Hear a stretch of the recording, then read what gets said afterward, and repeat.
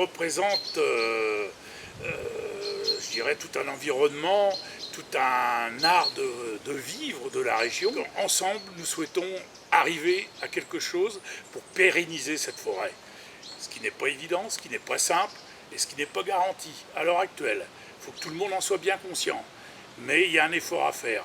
Et ce que nous souhaitons, c'est quand même que cette forêt soit vivante. Donc là, il est grand temps de changer de la politique, de changer d'objectif, de voir les choses autrement.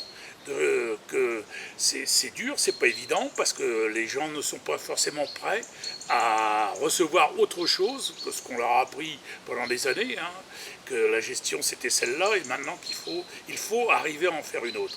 Bon, on a des solutions, et sentant qu'il y a un rapprochement d'idées et de vues sur cet avenir, eh bien, nous avons participé à l'inventaire qui a été présenté, qui est très, très complet, très important, et de là de pouvoir en tirer un avenir grâce à des aides scientifiques, à des aides financières aussi qu'il faudra amener, apporter, et tout le monde se sent concerné, parce qu'on n'a pas envie que notre forêt devienne un désert, hein.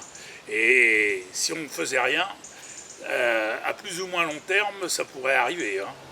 La forêt de Chantilly est un observatoire pour l'observation de la biodiversité. La biodiversité forestière, en particulier entomologique, puisque c'est ma spécialité, permet de suivre l'évolution de cette biodiversité au cours des ans. Ça fait 40 ans que je la prospecte.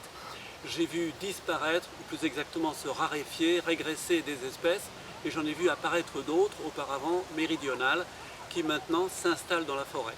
C'est donc un observatoire privilégié pour observer l'évolution de la biodiversité au nord de la région parisienne. Les inquiétudes que suscite l'état de la forêt, son évolution, nécessitent un consensus des utilisateurs autour d'une part du constat, d'autre part des solutions qui pourraient être apportées et enfin de leur mise en œuvre. Les bonnes solutions seront certainement lentes à trouver. Souvenons-nous de la morale de la fable Le lièvre et la tortue. Rien ne sert de courir, il faut partir à point.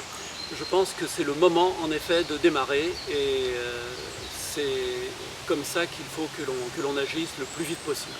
En accompagnant le parc naturel régional, en veillant au respect des objectifs de sa charte, l'importance de la forêt Chantilly pour nous c'est qu'elle conserve son caractère naturel.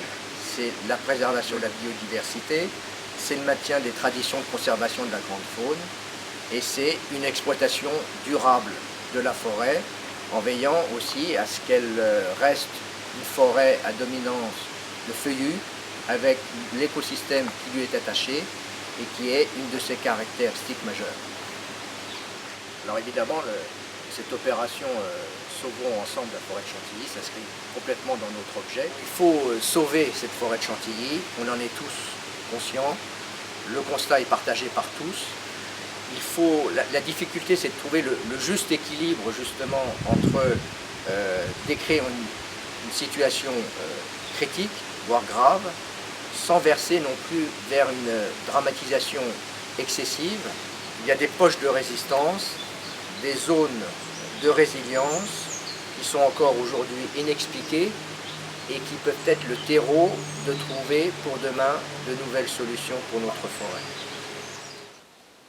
L'association de sauvegarde des poteaux des trois forêts, Chantilly, Armenonville et Alatte, est une association de bénévoles. Elle s'attache à entretenir ce patrimoine historique que sont les poteaux de nos forêts. Ces poteaux ont été voulus dès la fin du XVIIe siècle par le Grand Condé pour à la fois embellir la forêt et marquer le territoire. Ensemble, parce qu'on est toujours plus fort à plusieurs que tout seul. Ensemble, parce que chacun à sa manière et dans son activité s'est approprié cette forêt. Ensemble, parce que les décisions qui vont être prises devront être acceptées et comprises par chacun. Maintenant, ce qui aurait pu ressemblait à un été exceptionnel, il est force de constater que ce n'est plus quelque chose d'exceptionnel, mais que ça devient une norme. Le climat change, notre forêt souffre, et il faut bien s'y attaquer tout de suite et sans délai.